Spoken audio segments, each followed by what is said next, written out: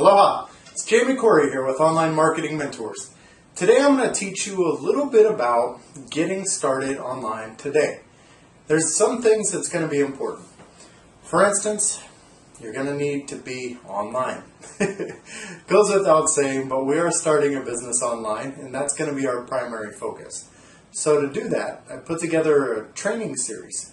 This first part is ultimately going to show you just the foundational pieces that I think are important. Because when we're going to build a business, we want to think about the business as a business. And to do that, you have to think long term. You know, there's a lot of people that have come to us and they've said, hey, I got a business online. When we take a look at it, there are some key elements that we often find missing.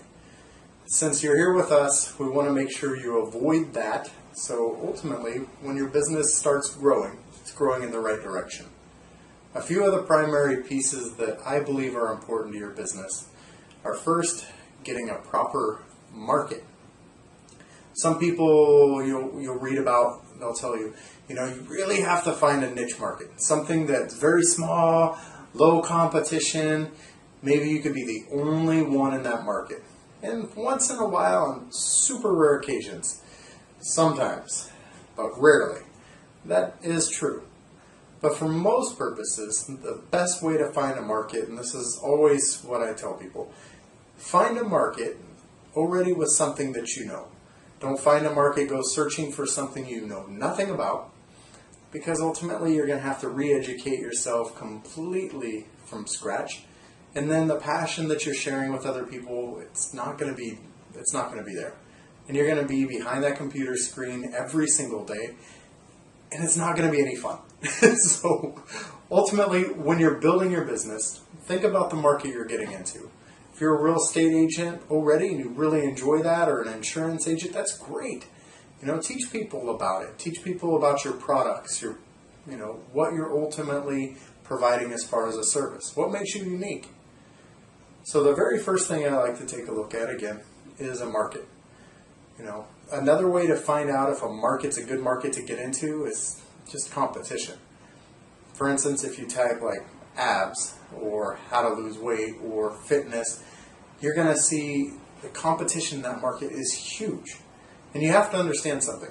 The competition in that market is huge because the demand in that market is also huge.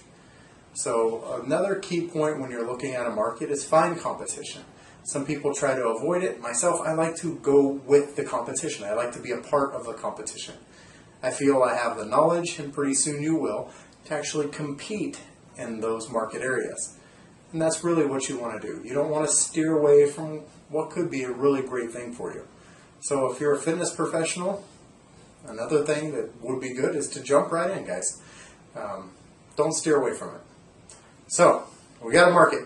Another great thing you're going to want to take a look at when you're designing your business is the feel of it. What kind of business are you going to really want to brand yourself as? Are you going to want to be old, which is great, old school style, have a very conservative approach to your marketing, have a very conservative approach to the way your website and your social media and everything looks? Or do you want to be more like cutting edge, like tech looking, or do you want to just have a fun, nice platform for people to enjoy and engage with you? Here at Online Marketing Mentors, we've kind of chosen that route. We believe ultimately business should be fun. Being online is super fun. So we've really tried to keep things real lighthearted here, and rather than getting too serious, we give you great information, just in a nice casual way. So that's the market brand we've chosen. From our logo, it tends to be fun. From our videos, they tend to be more fun and engaging and a little bit different as well. So, we have a market. We've defined a market by, yes, seeing there's competition, and yes, something that you already really care about. Branding yourself, again, go with the way you really feel. Don't go with how you think somebody else should perceive you. If you feel that you are a very conservative person, be a conservative business online. There's going to be a market for it. There's a market for everything here online. So don't try to copy everyone else. Be yourself. Be your own business. Be unique. Following that, you're also going to want a good business name. And this is the part more people mess up with than any other part of the business. And ultimately, it's the part I believe is most important. For instance, our name here, Online Marketing Mentors, we chose that name. It wasn't by accident, but I chose that name because I wanted to get into online marketing, and I wanted to be a mentor teacher in that industry. So I got Online Marketing Mentors because my partner Dave Boozer and I have collaborated on this together. So it was a nice fit. It conveys what we do online. It also, has a nice keyword domain name. So we have Online Marketing Mentors or Marketing Mentors or Online Mentors, all within the keyword, all within the domain name.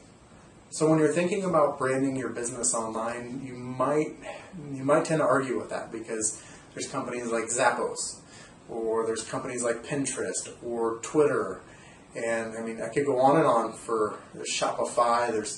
I could go on forever.